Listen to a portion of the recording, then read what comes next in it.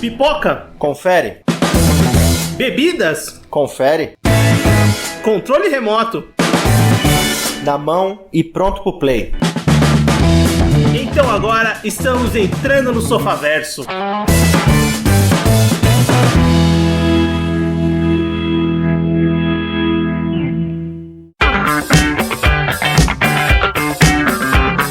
Muito bem, Sofaverso começando, voltamos para mais um episódio do seu podcast e hoje vamos falar sobre séries, vamos falar sobre Truth Seekers e para fazer esse episódio eu tô com o Everton. Fala pessoal, beleza? Eu tô com o Anderson. E aí, povo, tudo tranquilo? Vocês estão bem? Eu sou o Vinícius e bem, vamos falar de série nesse episódio, vamos falar sobre Truth Seekers, uma série da Amazon Prime Video, série original do serviço de streaming da Amazon, que saiu no dia 30 de outubro de 2020 e é uma série criada, principalmente encabeçada pelo Nick Frost e também ali junto com o Nick Frost, nas criadores tem o Simon Pegg, que é o parceiro dele de longa data e que a gente adora aqui no Sofaverso, né? Sofaverso, Nerd Patriarca, enfim, todos os podcasts eu sempre tá comentando alguma coisa deles, né? No Sofaverso já tem a grande parceria da carreira deles, que é com o Edgar Wright, que tem a filmografia comentada do Edgar Wright, mas aqui o Edgar Wright não tá envolvido, né? A gente vai chegar lá também. Nick Frost, Simon Pegg, James Serafinovsky e o Ned Saunders são os caras que criaram essa série pra Prime Video. Todos os 8 episódios dessa primeira temporada, uma série britânica, dirigidos pelo Jim Field-Smith, que é um cara que dirige ele já dirigiu comédias lá, né? Um cara que dirige comédias lá na BBC e nos canais britânicos. E criou essa primeira temporada dessa série original pro Prime Video, que, pra você que nunca ouviu falar, a gente vai comentar um pouquinho da série. Obviamente, vamos acabar dando um pouquinho de spoilers, mas, bem, faz parte. Esse podcast serve muito como comentário, porque a gente assistiu a série, queria gravar sobre ela, e também fica com indicação ou não, né? Dependendo do que a pessoa vai achar. Bem, basicamente, antes de eu abrir para os colegas, a série acompanha o Gus, que é o personagem do Nick Frost, o Gus Roberts, que é um atendente de uma companhia chamada Smile, essa companhia de tecnologia. É tipo uma Vivo daqui, uma NET, o que tem no Brasil afora? É tipo um isso, né? de banda larga, isso. E ele é um cara que trabalha, né, pra esse serviço, né, presta serviço nas casas de tecnologia e também é um investigador paranormal, sobrenatural, enfim, ele tem um canal no YouTube lá e que ele faz esses vídeos explorando o sobrenatural, a aparição de fantasmas, dimensões paralelas e várias coisas que ele acredita e ele divulga nesse canal que ele tem que chama Truth Seekers. A série parte daí, né, do primeiro episódio com ele conhecendo um colega que vai começar a trabalhar com ele, o Elton, e a partir daí... Elton não, Elton John. A gente vai chegar lá. O Elton John, né, que é vivido pelo Samson Caio, e a partir daí ele começa a se envolver não só no trabalho com a Smile, mas também com essas atividades sobrenaturais e depois a gente tem uma engatada diferente na série, mas a gente vai chegar lá. Bem, antes de a gente começar a dissecar um pouquinho, falar um pouco mais dos personagens e dos episódios, eu quero que vocês comentem o que vocês acharam da primeira temporada de Truth Seekers. Primeira e última, né? Isso, já adiante, André. Porque entre a gente decidir gravar e assistir, veio o Prime Video e meteu o machado na série, o que é uma pena. Porque ela tem 8 episódios, ali você gasta pouco mais de 4 horas pra assistir tudo. Eu gostei da série, porém eu queria ter gostado mais. O ritmo dela não é tão bom quanto eu esperava que fosse. Na verdade, ela só começa a ter um ritmo legal e que te faça querer acompanhar a história a partir do 4º episódio, ou seja, lá pela metade da temporada. Eu passei os 3 primeiros episódios tentando entender por que a coisa não tava andando, por que tava tão devagar, era uma outra tiradinha aqui. Faltou muita coisa pra mim nos 3 primeiros episódios, pra pegar e falar assim, putz, essa é uma série que eu quero, faço questão de assistir. Mas no geral, o saldo ainda é positivo, só que eu esperava um produto melhor. Eu tenho um pensamento bem semelhante, viu? Porque pra mim também ela tem um problema de ritmo em questão de desenvolver a história principal e tal. Eu queria ter gostado mais também, apesar que eu achei bem legal também. Eu não tô falando que a série é ruim, a série é bem legal. Eu não desgosto da série. Muito pelo carisma dos personagens, que são muito legais, sabe?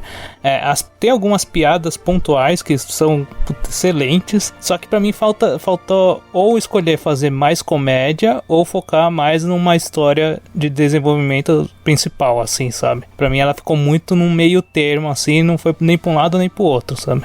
Aquele velho problema de primeira temporada é difícil você arriscar muito porque você pode acabar errando a mão demais. Aqui errou por omissão. Eu acho que eles realmente é muito água com açúcar a série, assim, nesse termo. Não que seja uma série bobinha que sempre tem uma liçãozinha de moral. Não, é porque a parte de comédia é legal, mas não é tão engraçada. A parte envolvendo os mistérios do terror é legal, mas não é tão instigante. Fica sempre no quase. Tá sempre naquela coisa assim, vai chegar e nunca chega. Cara, eu fico muito com o mesmo pensamento que vocês. Lendo críticas sobre a série e diversos lugares comentando, tanto aqui no Brasil quanto lá de fora, realmente esse é o principal ponto. É uma série que tem comédia, tem uma história sendo contada e tem a parte do terror, porque a série é montada e é vendida como esse terror com comédia, meio que um caça-fantasmas, né? Vamos dizer assim. É o que a gente pensa inicialmente, né? Que é aquela mistura dos dois, né? Um caça-fantasma muito com a vibe do Doctor Who. Sim. E não é falando mal do Doctor Who, até porque eu não conheço a fundo, ouvi um ou outro episódio, mas a série do Doctor Who, ela tem essa premissa de ser uma ficção científica, mas de não ser puramente nada muito pesado. Ela tem um clima mais aventuresco, de mais rápido, sabe? Então eu achei que faltou muito isso, eles tentarem focar um pouco mais nessa parte do terror. E tem essa questão também, tipo, ele tem um clima aventuresco e tal, assim, mas ao mesmo tempo eles tem tipo, gore, tem sangue pra caramba com vaseiras, tá ligado? Mas tem uma outra cena, assim, né? O que acaba se perdendo, parece que eles não souberam dosar certo, sabe? O que eles queriam o que eles queriam fazer, sabe? E também parte, da minha opinião, é culpa da expectativa que eu criei ao torno da série.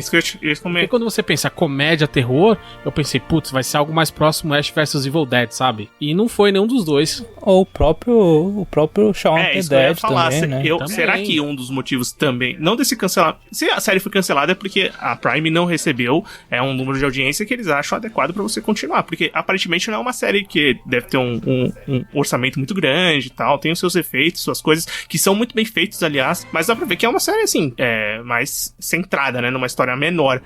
Não sei se a expectativa de muita gente que foi assistir com a dupla Nick Frost e Simon Pegg já vai com o pensamento de que vai encontrar alguma coisa semelhante ao Shaun of the Dead, o Hot Fuzz, o The World's End. Você acha que isso atrapalha na hora de você ir começar a assistir essa série? Atrapalha um pouco, mas dá pra separar as coisas, cara. E eu acho que a melhor definição que eu posso dar pra série, ela é um Shaun of the Dead mais suavizado, em todas as partes que eu já falei. É Shaun of the Dead família. É mais isso mesmo, porque o Everton falou do gore, eu acho que eu contei 2 cenas gore ao longo da temporada, 2, e as 2 são bem de longe, assim, não é nada, nossa, meu Deus, escrachado. E quanto à parte do humor, algumas piadas foram muito boas, mas todas as outras é aquela, você dá uma risadinha aqui, nada muito espetacular. Então, pra mim também, essa questão a dose de comédia e a dose de terror, elas são colocadas ali, mas eles não se aprofundam muito em nenhuma das duas. Então, eu acho que realmente esse peso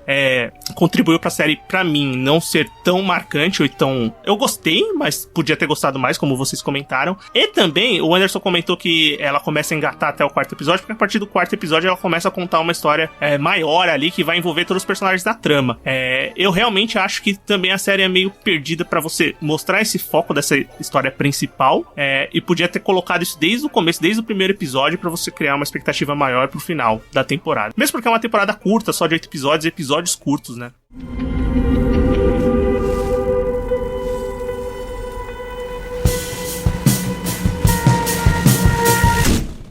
Mas bem, vamos comentar um pouquinho. Eu falei do Nick Frost, que é o cara que tá por trás, é a principal ideia da série, tudo foi criado por ele, né? Chamou os amigos ali pra continuar fazendo a parceria, mas ele, logo quando foi cancelado, ele fez uma live no Instagram e realmente ele não esperava que a série fosse cancelada, ele tinha muitas ideias pra continuar e foi uma pena, foi algo que realmente foi tipo Netflix, ninguém sabia, cortou, acabou, já era, ninguém avisou pra ele que... E provavelmente ele esperava que fosse ter outras temporadas, né? Porque as ideias continuavam ali.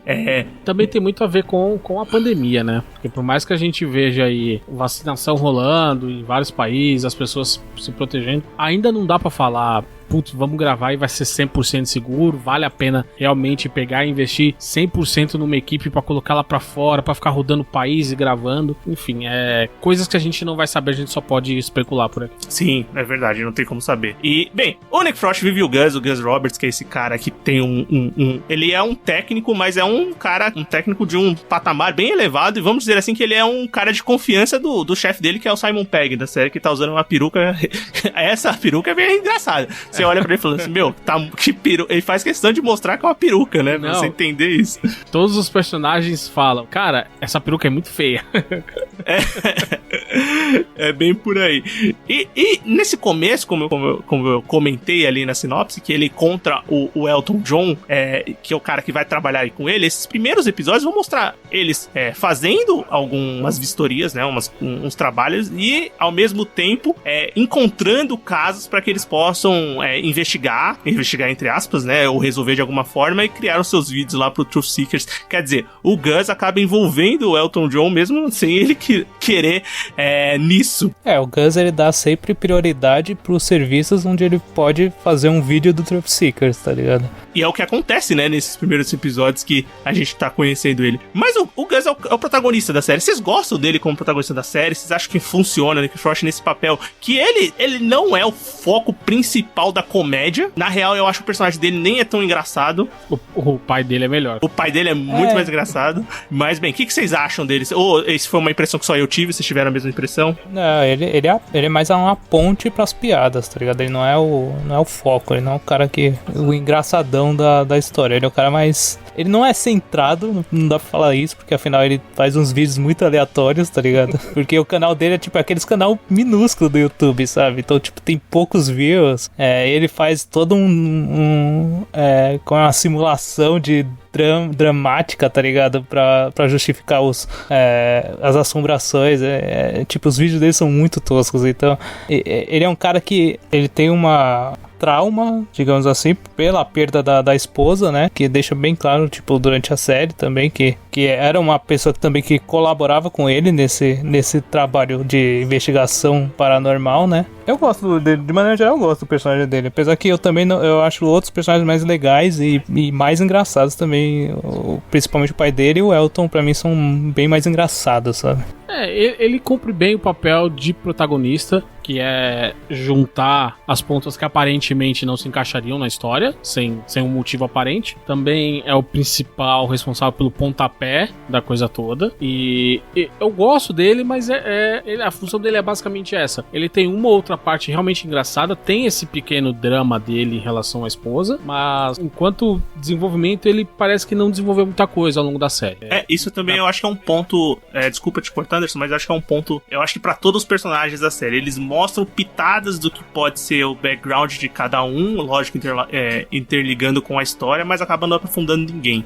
Quem recebe melhor um tratamento de roteiro nisso é o personagem do Elton e da Astrid, que depois a gente entende o que vai acontecer com eles, que eles são peça-chave do que tá acontecendo naquela cidade. Mas, realmente, os outros personagens, por mais que sejam minimamente legais, e o pai dele eu coloco um pouco mais legal, eles não têm muito desenvolvimento, eles terminam a temporada meio do jeito que eles começaram. E uma coisa que me incomodou um pouco nessa questão de desenvolvimento é o personagem do Simon Pegg, porque realmente parecia um cara nada a ver e de repente tem um plot twist assim que você fala, uau, você realmente jogou um Deus Ex Machina no último episódio. Não, toda essa parte pra mim também é muito, muito zoada. O final da série em si, digamos assim, esse plot aí, pra mim também eu achei muito zoado. Então, é legal ele percebendo o que tá acontecendo e ele indo atrás, pra daí daqui do nada a série falar assim que era ele o tempo todo atrás das coisas, sabe? Inclusive da paranoia dele de se filmar e mandar... Cara, não faz sentido isso, velho. Não, realmente eu também acho bem bagunçado isso. O Simon Pegg vive o chefe, né, do Nick Frost, do Gus.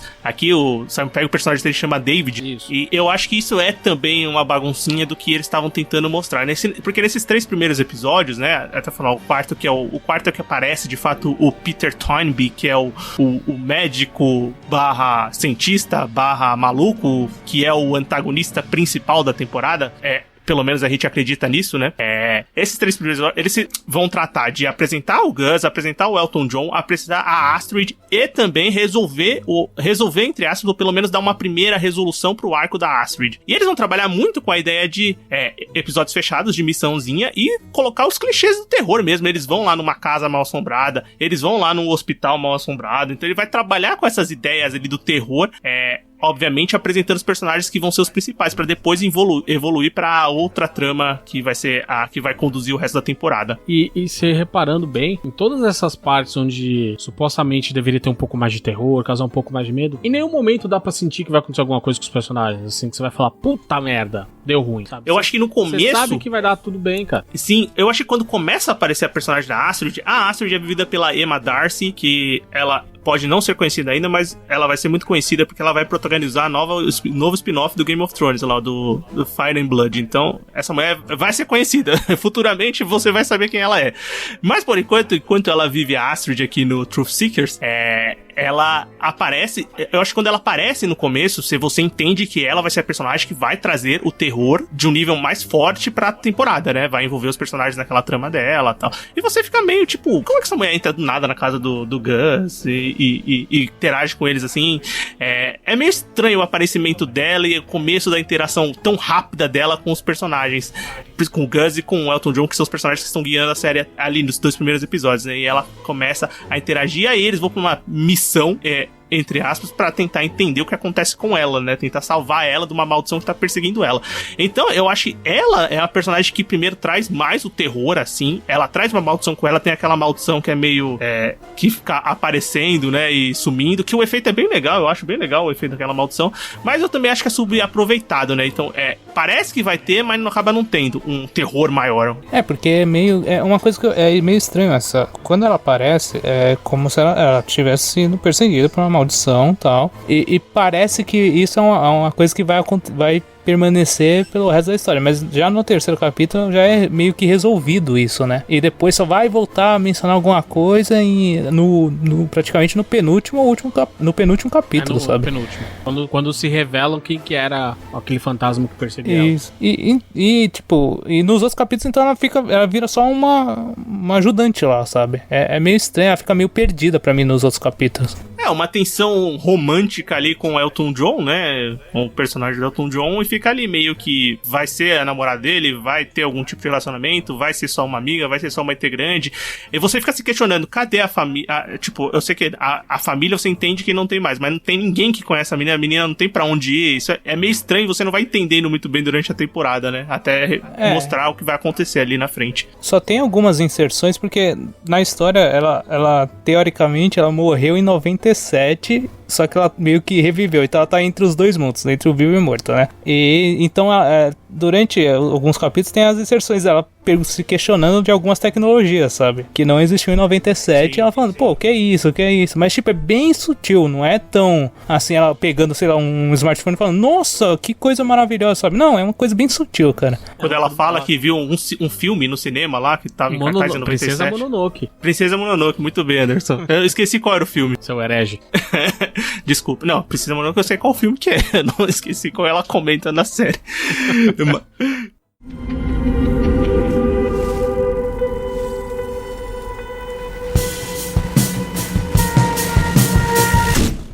Bem, mas o personagem que... O Anderson comentou um pouquinho que ele é o personagem que tem a melhor história desenvolvida aqui na série, pelo menos de uma maneira mais profunda, vamos dizer assim. Não chega a ser profunda, mas melhor do que os outros. É o Elton John, que a gente comentou que ele é mais engraçado e tal. Mas o que vocês acham no geral do personagem dele, na jornada dele durante a temporada? Ele tem aquele estilo de comédia que eu tava esperando. Toda vez que alguém pergunta alguma coisa pra ele, não, porque eu trabalhei limpando o hotel. Não, porque eu trabalhei em outro lugar. Eu fui assistente de médico, eu trabalhei na ou seja, é um cara que você, com essas pequenas inserções, você vai sentindo que é um cara que não fixa muito tempo no mesmo lugar. Que é alguém que tem alguma história muito tensa pra ele estar mudando de emprego com tanta frequência assim. E pra mim, eu acho que a melhor piada da série é o fato de quando ele se apresenta como Elton John, as pessoas olham meio estranho e não perguntam nada. Tipo, segue o barco, sabe? Isso eu acho muito bom, cara. Toda vez quando pergunta o nome dele, aí ele fala, Elton John. Aí às vezes eles dão uma olhadinha assim, tá, continua, sabe? Tá, pô. Não, mas dane-se. Então, e isso puxa a melhor piada da série, que é quando pergunta pra ele, mas qual que é o seu nome? Não, eu resolvi me chamar Elton John, porque eu tava fugindo e tal. Mas qual que é o seu verdadeiro nome? Lionel Richie. Aí, Lionel Richie? Ele não pergunta. Tipo... Cara, maravilhoso. Essa piada eu ri, mano, eu ri muito, porque, mano, é muito aleatório, sabe? E aí depois que ele fala Lionel Richie, aí o Gus atende o celular, hello. É muito bom, cara. Bom mesmo. Mas é engraçado porque ele é um personagem que ele é o cagão do grupo, né? Então, tipo, todas as coisas que o Gus fala, filma aqui pra mim, aí ele, não quero fazer isso, cara. Ele sempre faz umas caras assim, tipo, mano, o que eu tô fazendo aqui, sabe? O Gus acaba trazendo ele pra equipe do Truth Seekers, ou fazendo ele lidar com essas coisas que a gente até então, no começo da série, não tem noção de que ele passou, mas sabe que ele tem algum motivo pra estar em tantos empregos, como antes comentou e tal. E depois a gente vai saber que ele prefere não comentar sobre o passado dele, e a gente vai entender isso porque depois.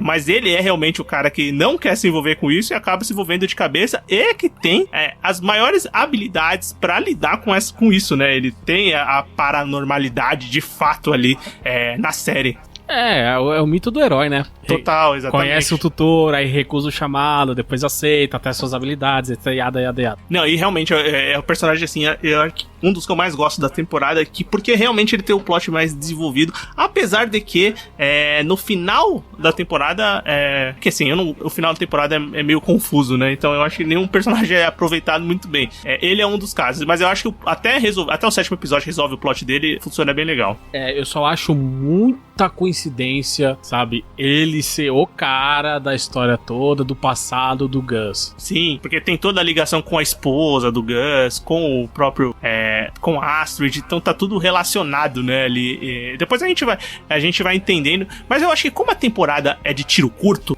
e são episódios rápidos, acaba tudo em algum momento parecendo muito apressado, né? É muita ideia jogada, é muita coisa que você tem que resolver, entre aspas, e juntar pra que faça algum sentido. E eu não sei se realmente, por ser poucos episódios e pouco tempo de tela, isso foi o que atrapalhou essa resolução e dá essa impressão. Então, e aí volta aquela minha questão do problema de ritmo. Dava pra ter eliminado algumas coisas da história e ter colocado esse plot principal em mais episódios, do que deixar ele pros 4 últimos. Sim, mesmo porque o primeiro e basicamente o segundo, eles não tratam da trama principal, né? Não, o segundo até sim. Eu não gostei da condução dele, mas o segundo ele dá a chave principal pra resolver o problema do final, que é aquele plot do soldado preso dentro da máquina e etc. Mas o terceiro episódio, particularmente, eu não gosto muito. O primeiro, eu acho que é muito longo. Apesar de ser um episódio de meia hora, eu achei ele muito longo pra tentar estabelecer que o cara é um caçador paranormal, vai ter um ajudante e vai criar uma série de vídeos. Que o Everton falou que ele faz os vídeos toscos, ele até filma em preto e branco pra parecer mais assustador. Mas dava pra ter sido mais rápido com isso.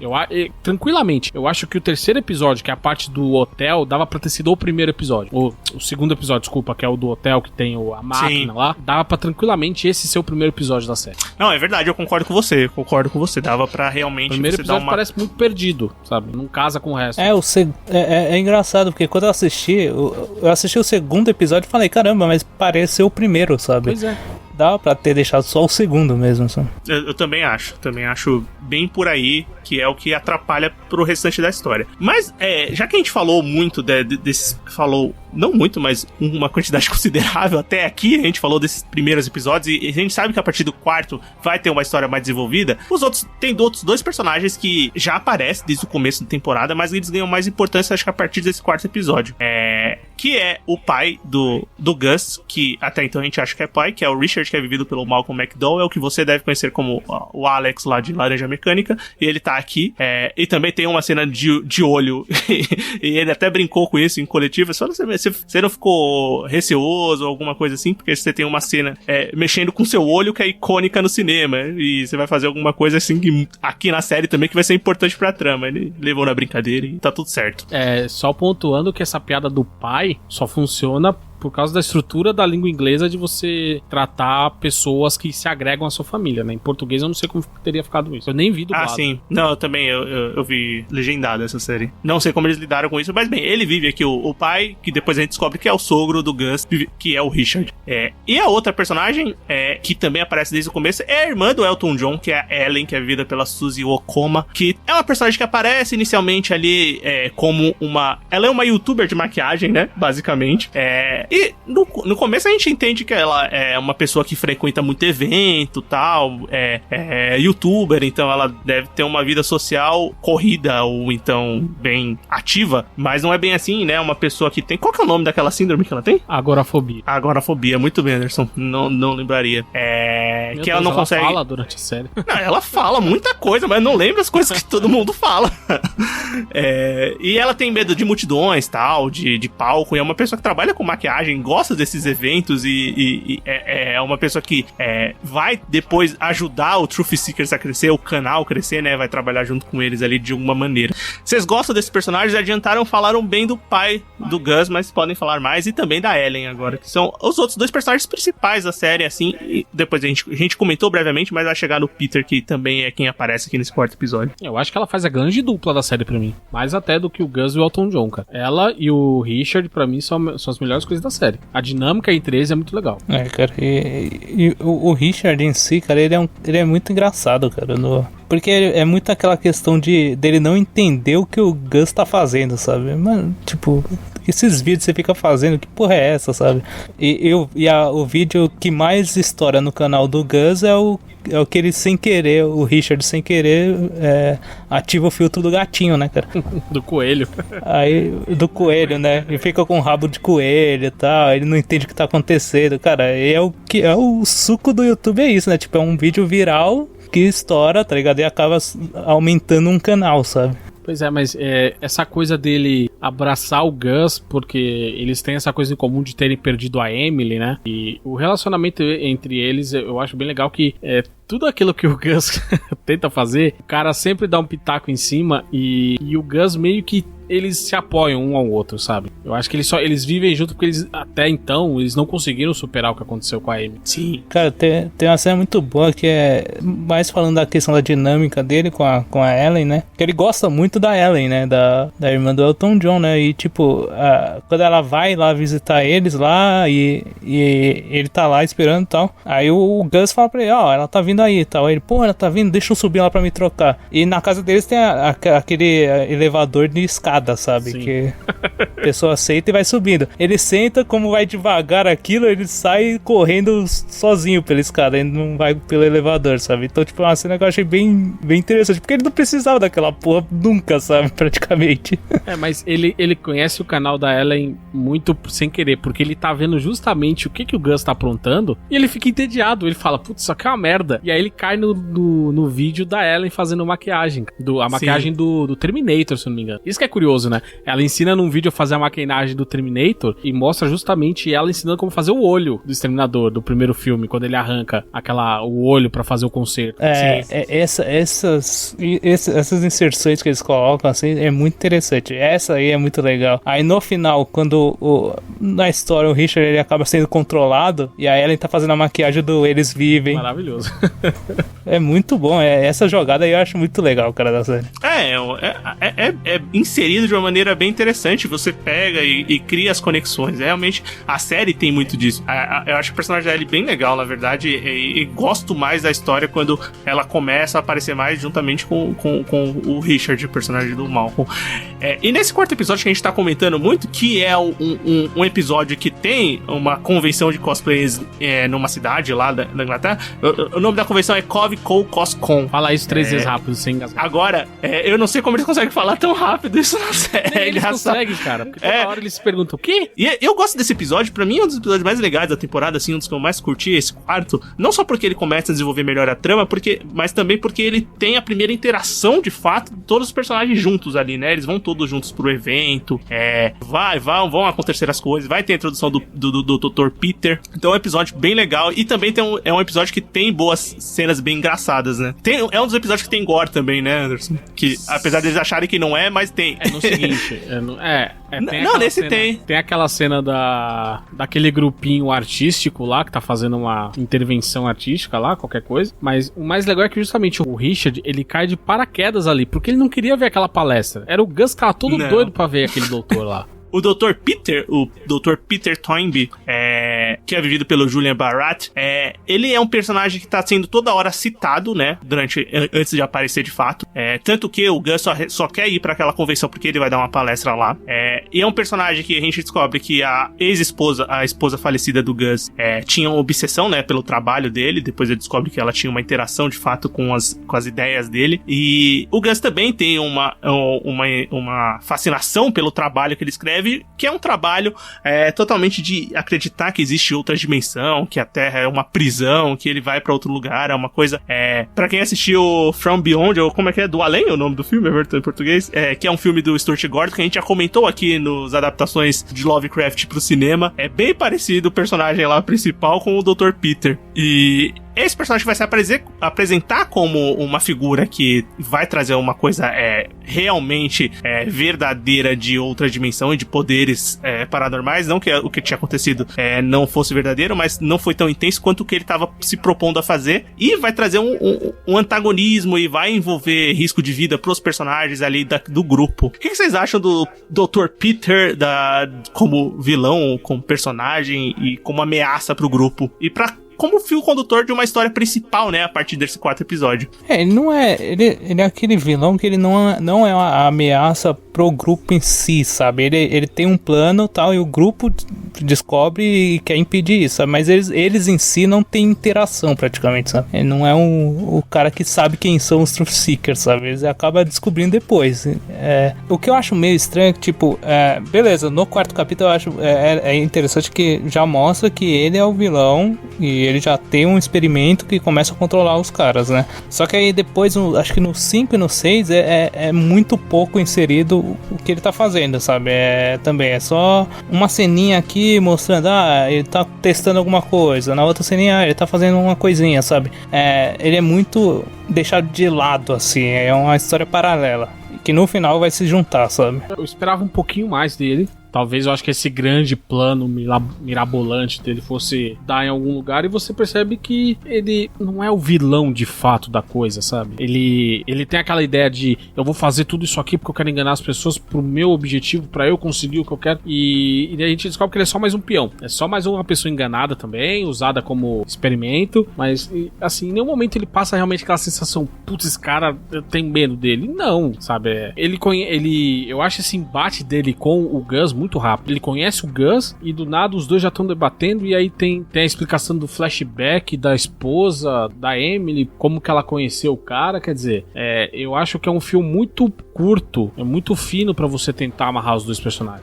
Eu acho que pra mim falta muito mostrar nos outros episódios a relação dele com a Emily, sabe? Pelo menos algumas coisinhas, assim, sei lá, em alguma coisa que a Emily tinha um contato dele, alguma coisa assim, sabe? Porque é muito só no final aparece os dois juntos lá, um flashback dos dois juntos, cara. Eu achei muito perdido isso. E tem uma conversa deles quando ela tem um portal aberto, o fantasma dela aparece pra conversar com ele. É pouca coisa, eu acho, pra estabelecer um passado entre eles. Sim. Mesmo porque nos episódios seguintes, depois desse, ele vai aparecer, mas também não vai aparecer tanto, né? Então, acaba que ele quer descobrir acaba que ele quer saber quem são esses Truth Seekers que estão atrapalhando o plano dele de alguma forma, mas também não criam um problema tão grande nem pra um nem pra outro, né? Os dois continuam ali, cada um, os Truth Seekers estão fazendo lá a mesma coisa que eles estavam fazendo nos primeiros episódios, e ele continua fazendo o plano dele, né? A diferença é que agora o Richard é um cara que tá envolvido diretamente no plano dele, né?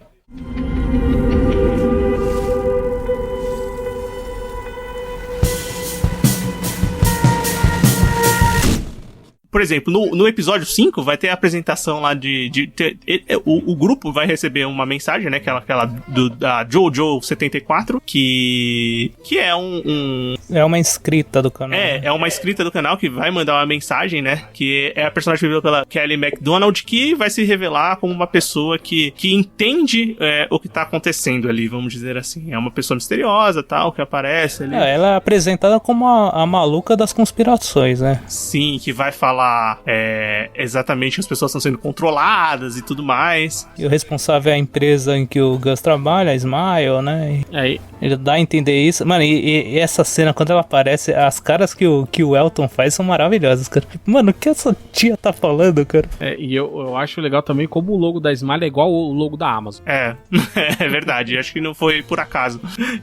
Mas pra mim, essa personagem, tipo, aparece no 5º episódio e depois vai ter aquela grande revelação no final, mas é perdida, né? Também. Mais uma personagem perdida. E realmente essa só aparece pra você ter uma revelação no final. Porque pra trama que tá sendo contada, naquele momento não interfere em nada e posteriormente também não. Quando a gente vai chegando, a gente...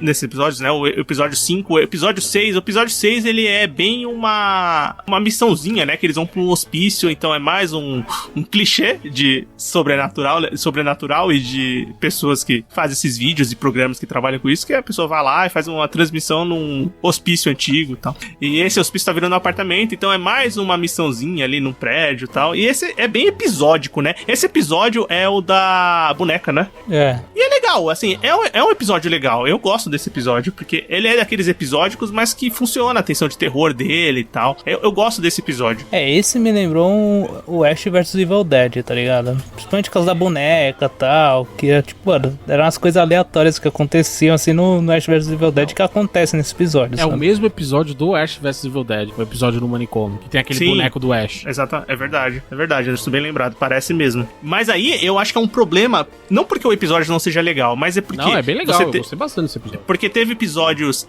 aí é um problema que atrapalha o ritmo da série, porque você teve os episódicos, lá no começo, os episódios que são realmente pra mostrar alguma coisa que tá acontecendo, aí você vem pra uma trama principal e volta pra um episódio que, na teoria, não vai acrescentar muito pra história dos seus personagens, né? Não, ele é importante pra estabelecer duas coisas. Primeiro, a questão que a Astrid, ela pode ver, porque se você reparar, só tem aparição de fantasmas quando ela ou o John estão por perto. Que eles não estão por perto, nada acontece. Então isso é legal pra ser estabelecido e também pra ter a grande sacada no mistério que o Gus resolve no final do episódio, em relação ao Elton. Concordo com você, realmente, tem essas coisas importantes, mas eu ainda acho que o episódio é deslocado durante a temporada. Eu acho que você colocar um episódio desse ali, né, quando tá chegando no final, ele atrapalhou um pouquinho para o que ia, tipo, da que eles tinham apresentado nos episódios anteriores, principalmente do 4º pra frente, da história que eles querem contar. Eu acho que dava pra ter trocado ele de posição com o Kim, sem atrapalhar a história. Eu acho.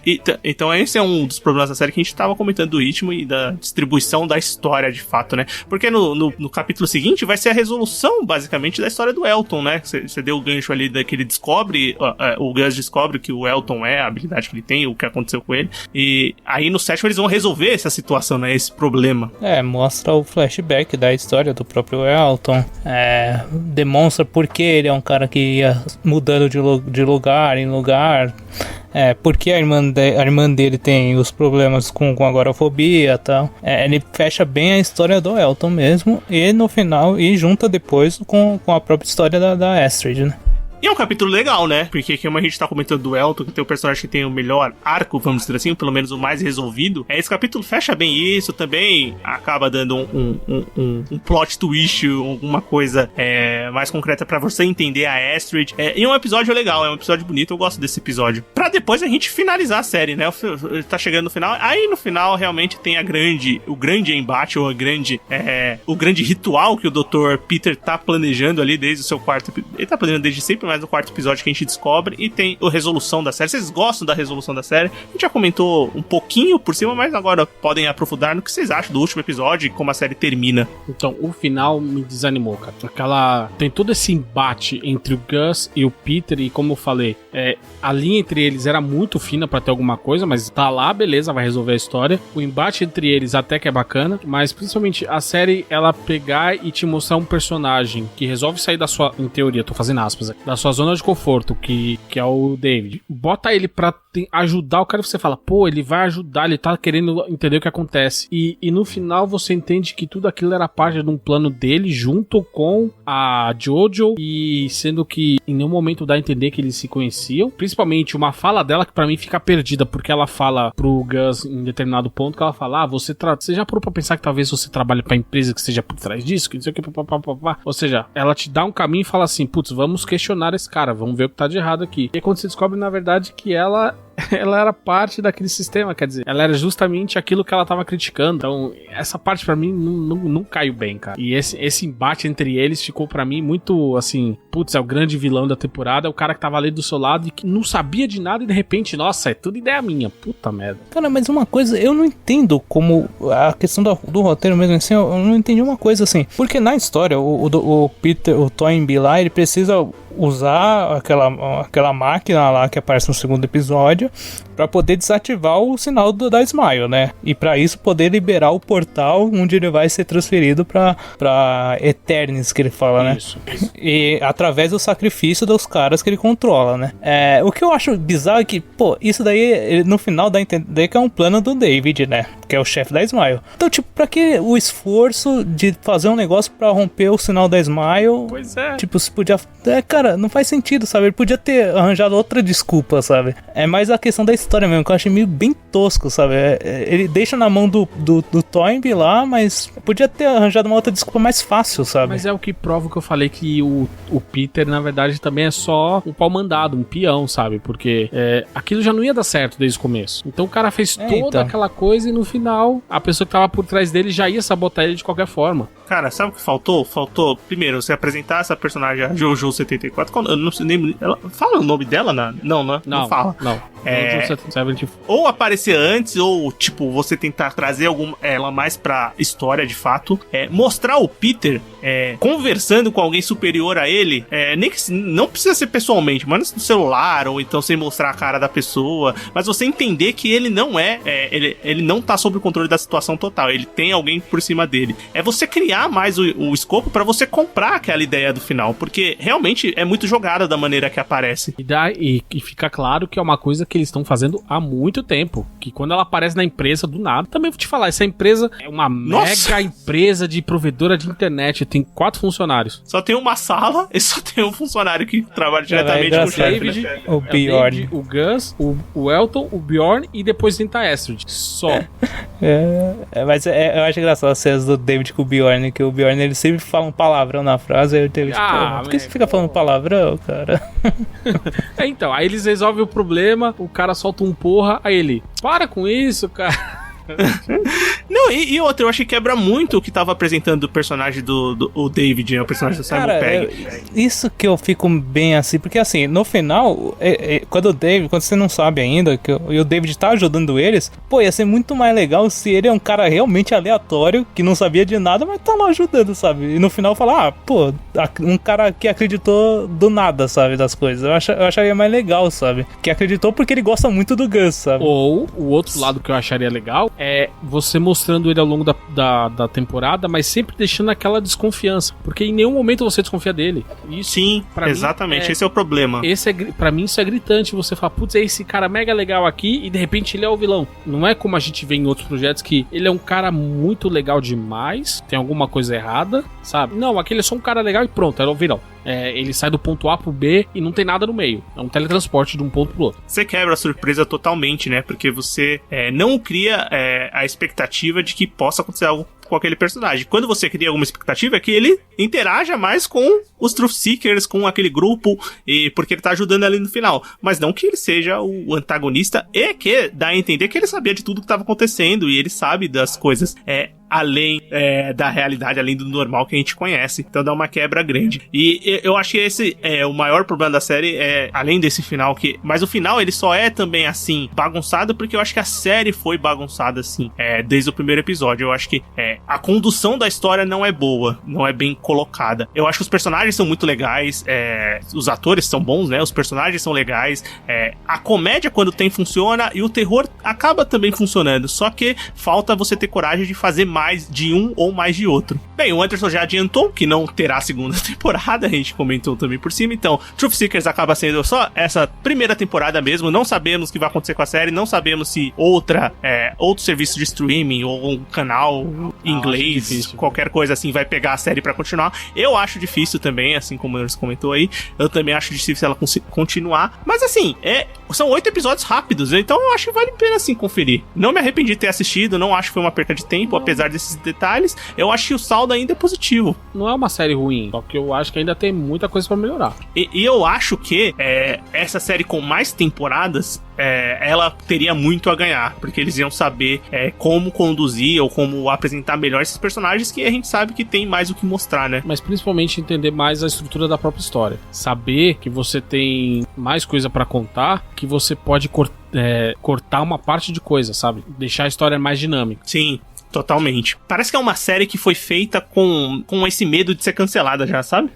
Mas dá uma cara mesmo disso aí, viu? Aí acaba tendo esses pontos baixos, negativos que a gente comentou. Mas bem, é isso, né? Eu acredito que deu pra gente comentar dos personagens, um tanto do recolher da história. Fica aí pro ouvinte que quiser conferir. Truth Seekers tá no Amazon Prime Video. Assiste lá se você se interessou escutando esse podcast, ou então você assiste e depois vem escutar o podcast. Vamos pro bloco final? Vamos. Recomendações, críticas e o que mais vier à nossa cabeça agora no bloco final. Muito bem, bloco final do Sofaverso começando. Agora a gente comentar alguma coisa que a gente assistiu, alguma coisa que a gente leu, alguma coisa que a gente escutou ou qualquer outra coisa. Quem quer começar? Cara, eu fui assistir esse fim de semana, eu ia assistir o Mank, né? Filme da Netflix. Só que eu percebi que eu nunca tinha assistido o Cidadão Kane, então fui assistir antes o Cidadão Kane. Assisti o Cidadão Kane e assisti o Mank depois, né? E façam isso, porque o Mank, é um filme da Netflix, dirigido pelo David Fincher, lançado ano passado, né?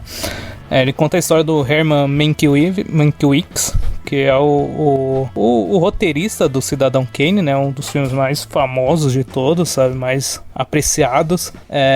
E, cara, você tem que assistir o Cidadão Kane pra poder assistir esse filme, pra poder aproveitar melhor. Porque o David Fincher, ele faz realmente uma baita homenagem pro Cidadão Kane, usando, tipo, técnicas iguais a que tem no filme. A maneira de contar a história é muito semelhante. E também pra você entender o contexto que foi feito o roteiro, você entender algumas passagens que tem no Mank, que eles citam personagens, citam partes do Cidadão Kane, que você, tipo, se você não assistiu o filme, você fica boiando, sabe? Mas é um filme muito legal, e apesar dele ser praticamente só diálogo, só dos personagens conversando e tal, o Mank, ele tem um ritmo muito bom, sabe? Você acaba ficando muito instigado pela história, só que ele é bem diferente dos outros filmes do Fincher, mas bem diferente mesmo, sabe? É bem biográfico, ele conta a história do que a história do Mank, qual era a situação dele na época, quais foram as coisas que influenciaram pra ele fazer o roteiro, e é isso, cara. E as atuações ótimas, sabe? O Gary Oldman manda demais, a Amanda Seyfried tá muito bem no filme, realmente, sabe? É um filme que eu recomendo bastante, velho. Anderson? Bom, cara, infelizmente no dia 22 de fevereiro o mundo foi bombardeado com uma notícia muito triste, que foi o fim do Daft Punk. E como os ouvintes já devem saber, eu sou muito fã deles. Apesar do grupo ter acabado, a discografia tá aí, a obra tá tudo aí, recomendo que ouça. Mas em especial eu vou falar do disco Discovery, que completa 20 anos agora, completou dia 20 anos agora, dia 13 de março. Que talvez seja o melhor trabalho deles, o mais reconhecido, mas principalmente que ele é um trabalho tão único que ele é uma mistura, apesar da dupla ser uma dupla de música eletrônica, ele traz uma mistura de um monte de elementos que você tem, coisas de rock, coisas da própria música eletrônica, coisa do pop, e é tudo, não é só misturado por misturar pra parecer diferente, é tudo tão bem casado, é tudo tão bem coeso e construído que fica aquela sensação de vazio a você saber que uma dupla dessa qualidade vai deixar de fazer música. Então a minha indicação, além desse disco, é toda a discografia deles, que não é longa, são 4 discos, apesar deles terem quase 30 anos de carreira, eles lançaram apenas 4 discos, então sim, é um material que eu recomendo muito que ouça. É engraçado, né, um duo, era o duo, né, agora quem sabe cada um vai fazer o seu tipo de música, mas lançou apenas 4 discos e já não fazia show há muitos anos, né? Pois é, cara. E pra você ver também que apesar de ser um foco em música eletrônica, eles são queridos por muita gente de diversas áreas, cara. Sim, você vê pessoal muita moral. Do rock reclamando, do hip hop, sabe? O pessoal do pop, do rap, todo mundo falando que vai ser uma baita de uma perda, porque os caras não são bons só fazendo a música eletrônica, eles são bons fazendo música de modo geral. Desde a concepção, a produção, sabe? A divulgação, o vídeo de despedida deles é quase um filme, cara. É uma obra de arte aquilo. E é um puta de um vídeo pra dizer, puta, a banda acabou. É bem triste mesmo. Mas escutei o CD. Foi um disco que eu escutei muito também. O Discovery. Muito bom, aliás. E, bem, você com certeza, direto ou indiretamente, conhece alguma coisa do Daft Punk. Como a gente falou, não só influencia, como os artistas vira e mexe estão usando as bases e as músicas pra criar em cima, né? Alguma coisa. O caso mais famoso talvez seja exatamente o último disco, o Random Access Memory, de 2013. Que Get Lucky estourou, foi aquela comoção geral. E porque é uma baita de uma música. E a outra música do disco é Lose Yourself to Dance, e também é sensacional, mas só prova... As pessoas acham que é do Pharrell, né? As pessoas às vezes nem do Daft Punk. É que eles têm essa coisa de... Eles mesmos não cantam, eles chamam outras pessoas pra cantarem as músicas, né? Quando tem. Porque a maior parte das músicas são instrumentais, mas é muito bom, cara, porque você viu, eles chamaram um cara do hip hop pra fazer a música e são 2 baita músicas, velho. Sim. Mas acho que o Discovery tem minha... Cara, não sei, não tenho certeza. Face to Face é no Discovery, Anderson? Face to Face não. Não, porque é a minha música favorita do Daft Punk. A minha favorita tá nesse disco, que é a Veridisco. Tá uma música instrumental ali e puta merda, eu acho essa música maravilhosa, cara. Muito bem, Anderson. Ótima indicação, cara. Ótima lembrança. Triste, mas feliz porque as músicas vão continuar aí. Eu vou indicar uma série que eu acabei essa semana, que tem muita gente comentando, que é a Cidade Invisível, né? Série original na Netflix, série nacional, criada pelo Carlos Saldanha, que você deve conhecer ali das animações, né? Era do Gelo, Toro Ferdinando, enfim, outras animações de muito sucesso lá nos Estados Unidos, né? Produções nos Estados Unidos, mas sucesso mundial. Ele criou, juntamente com o Rafael Dracon e a Carolina Munhoz, essa série, Cidade Invisível, pra Netflix. E, cara, é uma série bem legal mesmo, é um entretenimento muito bom. É bom ver uma série nacional sendo tão bem produzida, uma produção muito legal, que é uma história de investigação com a mistura do folclore brasileiro. Sim, todos que você lembra, o Saci, a Cuca, o Curupira, tá tudo na série, então tá essa mistura bem legal de investigação com o folclore, trazendo ele pra nossa realidade, né, pra uma coisa mais real, mais palpável, que a gente acredita melhor. É uma mistura muito bem feita, é uma roupagem nova que ficou muito interessante. A primeira temporada é uma produção muito legal, os efeitos são legais, assim, diferente do que a gente comentava muitas vezes quando a gente gravou o podcast de 3%, que a gente gravou aqui, série nacional da Netflix também, e tem o episódio aqui no Sofaverso falando das 4 temporadas. Dá pra ver que o valor de produção e os efeitos, enfim, nessa série nacional são muito bons. Eles realmente estão colocando mais dinheiro e valeu a pena porque a série tá indo muito bem, não só aqui no Brasil como fora do Brasil. Não tem uma segunda temporada oficialmente confirmada, mas provavelmente vai sair. Então fica a minha recomendação, que assistam Cidade Invisível. É importante, né? A gente só consome mitologia europeia, asiática, esse monte de coisa. É legal tratar o produto nacional. E principalmente, eu acho que a série mostra um dos maiores mitos atualmente, que é a questão do jacaré, porque você pode tomar vacina, você não vai virar jacaré, você pode virar Alessandra Negrini, mas não vai virar um jacaré. Exato. Tem isso aí mesmo. Um ponto bem positivo, aliás. Mas, bem, é isso. Acho que deu pra gente conversar de Truth Seekers, né? Anote as nossas recomendações, acho que vale a pena você ir atrás de todas. E muito obrigado por escutar o episódio até aqui. Se quiser continuar escutando o Sofaverso, entra no nosso site, sofaverso.com.br, lá estão todos os episódios do podcast, ou então procura a gente no seu agregador favorito, Spotify, Deezer, Google Podcasts, a gente tá no iTunes, onde você procurar, você vai encontrar o Sofaverso e vai escutar os episódios. Segue a gente nas nossas redes sociais, Twitter é Sofaverso, Instagram é Sofaverso. Se quiser mandar um e-mail pra gente, é podcastsofaverso@gmail.com. A gente tem um grupo no Telegram, se você quiser conversar e interagir com a gente, entra pelo link de convite que tá no post do episódio. Muito obrigado por escutar o episódio até aqui e a gente se encontra semana que vem. Valeu! Falou! Até semana que vem.